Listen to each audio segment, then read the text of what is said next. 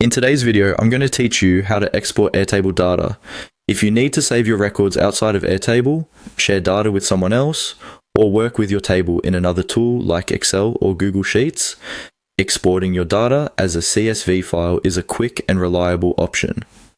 A CSV file is a simple spreadsheet style format that keeps your rows and columns organized, which makes it useful for reporting, backups, or moving information between platforms.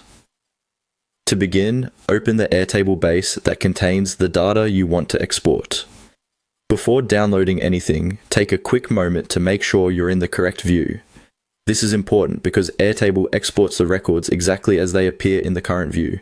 So if you're using a filtered view, a grid view with hidden fields, or a sorted layout, your exported file will reflect those settings. That can actually be very helpful if you only want a specific set of records. Once you're ready, look above your table for the name of your current view.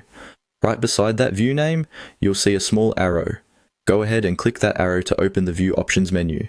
This menu gives you access to actions related to the view you're currently using. From that menu, find the option to download a CSV file and click it.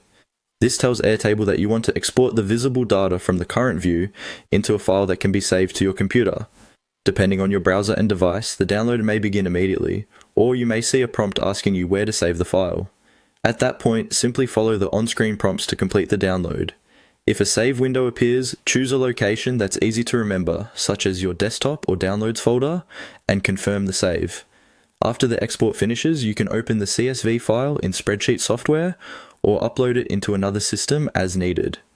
One helpful tip is to review the file after downloading it, just to make sure the data looks the way you expected.